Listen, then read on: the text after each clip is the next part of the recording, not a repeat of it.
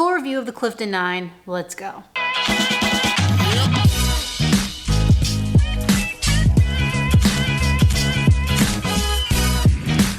Good morning, YouTube.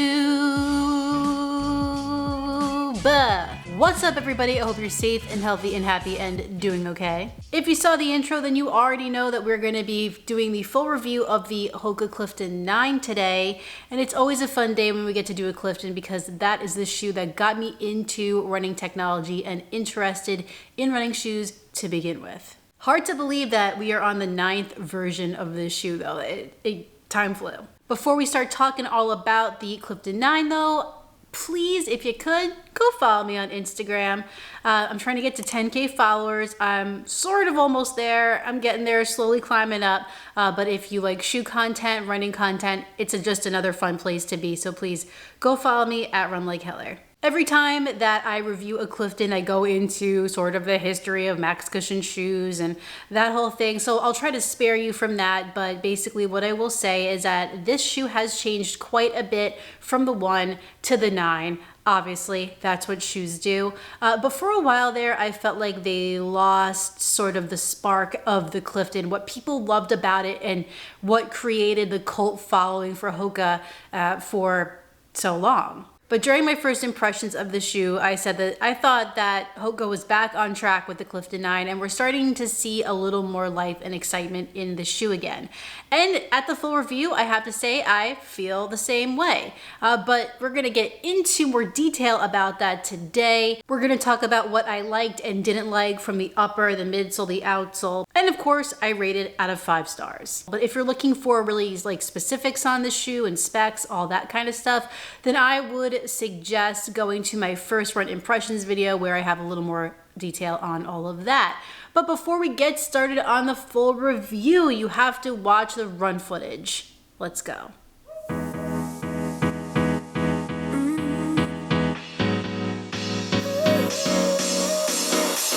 is almost over, summer's getting closer.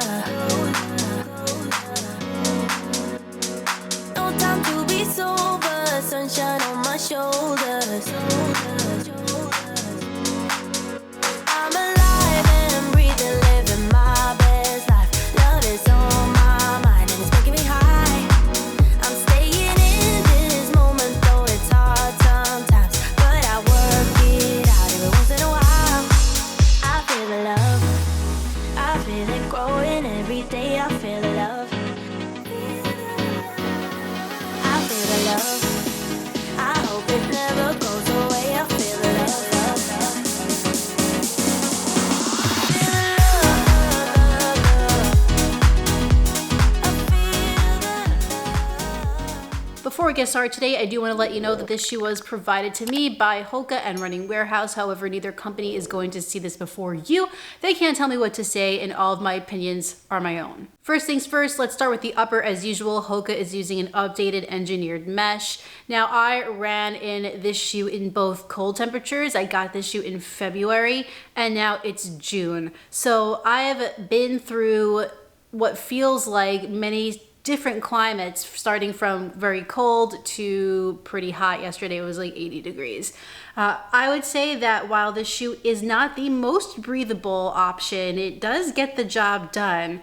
My foot wasn't totally sweating yesterday while wearing the Clifton 9, so I was happy about that. And I felt like in the winter it had just enough protection that my foot wasn't frozen. So it's a happy middle ground there that I'm fine with. For me, I do feel like this shoe is true to size. I have enough room in the toe box and I'm able to get a lockdown across the midfoot from the lacing system. Interesting fact about the lacing system / tongue is that the tongue is only gusseted on one side of the shoe, the medial side. And that seemed odd to me at first, but it was absolutely not an issue whatsoever. Hokas are known to be pretty narrow, and I'd say that maybe they opened this up a bit, but it is generally a more narrow shoe in my opinion.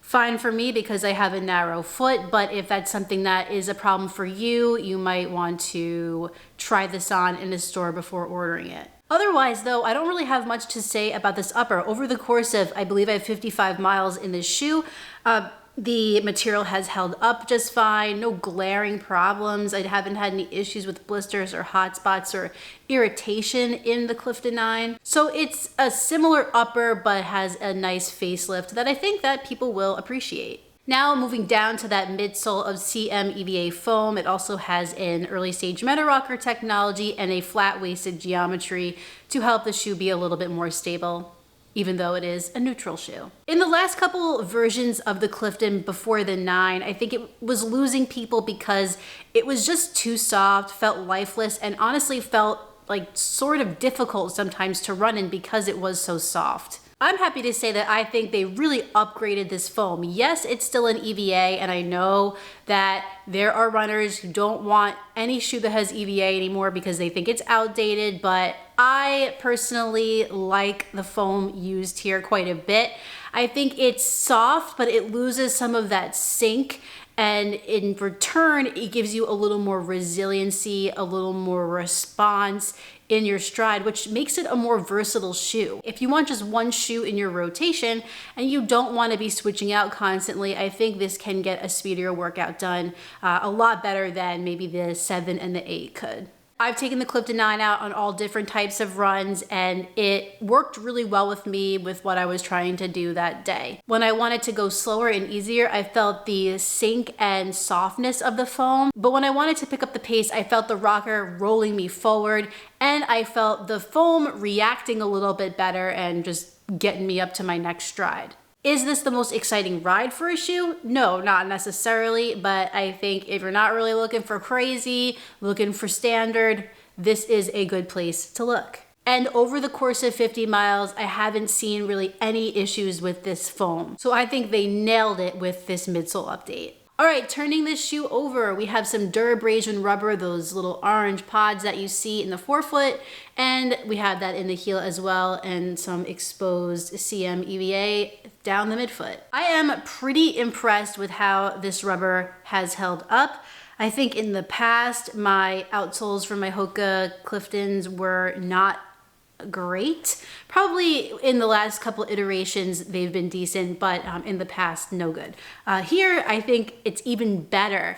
I'm really not even seeing a ton of wear on the tread pattern, and these have 55 miles on it, and I've seen shoes that have wear at this point. I've taken it on, some wetter days, rainy days, and it's held up fine. Different terrain also, some dirt, gravel, that sort of thing. And even the exposed EVA is holding up well. So I mean, it's all good here. The price of the Hoka Clifton 9 is $144.95 on Running Warehouse. I believe this shoe has gone up $5 since the Clifton 8. I don't know why, but I don't think it's a deal breaker. To me, it's a pretty good price for a shoe that you are gonna get a ton of miles out of, no matter what kind of miles they are. So if you are interested in picking up your own pair of the Clifton 9, just click the link in the description of this video and buy your own pair. Keep in mind that it is an affiliate link with Running Warehouse. However, it doesn't mean much for you. It just helps out my channel so I can keep making these good old videos. Well, I guess good is subjective, but I think some of them are good. Well, what am I going to rate the Clifton 9? I think this is the best Clifton in a long time. It's a more energetic shoe. It feels like it can do a bunch of different things and not just be a one-trick pony. I think if you're a runner, you're gonna love this. I think if you're a walker, you're gonna love this. And I think also that if you're not a big Clifton fan yet, but you haven't tried the 9, maybe this will convert you into being a Hoka fan, or at least a Clifton fan. So for those reasons, I'm giving the Clifton 9 a 4.5 out of 5 stars.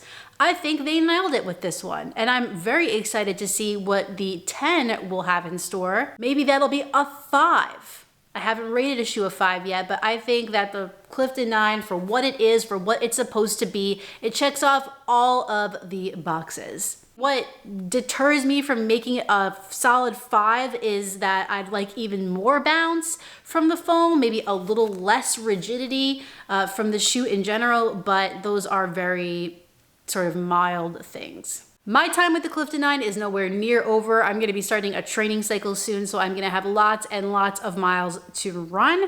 And the Clifton has always been a staple usually in my training rotation. So get ready for a wild ride. Have you tried the Clifton 9? Is it the first Clifton you've tried? Have you tried all of the other Cliftons? What do you think of this one? Let me know in the comments down below. Well, everyone, that concludes my full review of the Hoka Clifton 9. If you enjoyed this video, please like it down below and subscribe. And when you're done with all that, hit the notifications bell so you can find out every time I upload a new video. This might be my favorite pink shoe that I own. I have another video for you next week, but in the meantime, get out there, get on the grind, and don't forget to run like heller. See you next time.